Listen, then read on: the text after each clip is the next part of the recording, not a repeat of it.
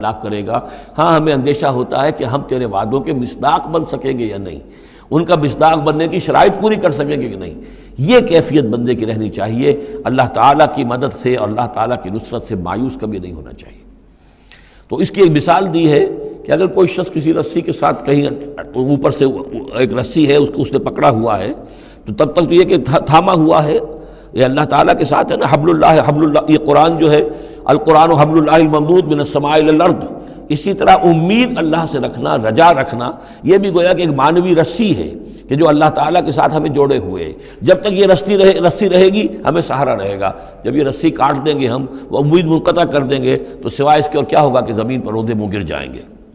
من کان یظن ان لن ینصرہ اللہ فی الدنیا والآخرہ، جس شخص کا یہ گمان ہو جائے کہ اللہ ہرگز مدد نہیں کرے گا اس کی دنیا میں اور نہ آخرت میں، فلیمدد بسبب من السماء، اسے چاہیے کہ ذرا ایک رسی آسمان کی طرف تانے،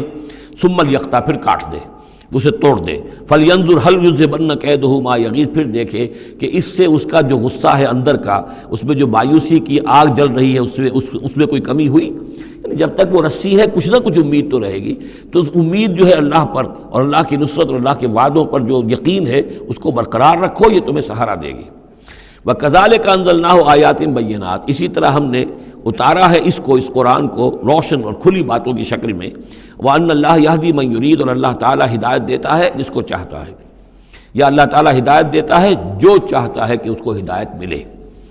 ان الذین آمنوا والذین ہادوا والصابئین والنصارى، یقیناً وہ لوگ جو مسلمان ہیں، ایمان لائے ہیں محمد پر صلی اللہ علیہ وسلم، والذین ہادوا، اور جو یہودی ہوئے، والصابئین، اور جو صابی ہیں، والنصارى، اور جو یہ عیسائی ہیں، والمجوس، اور مجوس ہیں ایرانی، والذین اشرکوا، اور جن لوگوں نے شرک کی روش اختیار کی، ان اللہ یفصل بینہم یوم القیامہ، یقیناً اللہ فیصلہ کرے گا ان کے مابین قیامت کے دن۔ ان اللہ علی کل شیء شہید، یقیناً اللہ تعالیٰ ہر چیز پر خود گواہ ہے، ہر چیز اس کے سامنے نگاہوں میں موجود ہے۔ الم تر ان اللہ یسجد لہ من فی السماوات ومن فی الارض، یہ آیت بڑی عجیب ہے اس اعتبار سے کہ اس میں آپ تصور کریں گے تو اوپر سے نیچے کی طرف آ رہا ہے۔ کیا تم نے دیکھا نہیں اللہ کے سامنے سربسجود ہے ہر وہ شے جو آسمان میں ہے اور وہ سب وہ چیزیں جو زمین میں ہیں، وہ تمام مخلوقات جو آسمان میں ہے اور وہ تمام مخلوقات جو زمین میں ہے۔ والشمس ہو، اور سورج بھی سربسجود ہے، والقمر ہو، اور چاند بھی، والنجوم ہو، اور تارے بھی، پھر نیچے اتریے، والجبال ہو، اور پہاڑ، زمین پر سب سے اونچی چیزیں پہاڑ ہیں، والشجر ہو، اور درخت، والدواب، اور یہ تمام جو بھی چوپائے چل رہے ہیں زمین کے اوپر حیوانات، وَكَثِيرٌ مِّنَ النَّاسِ، اور لوگوں میں سے بھی بہت سے، لوگوں میں سے تفریق ہے کہ کچھ باغی ہو گئے ہیں، باقی تو یہ ساری مخلوقات اللہ کے قانون کی پابند ہیں،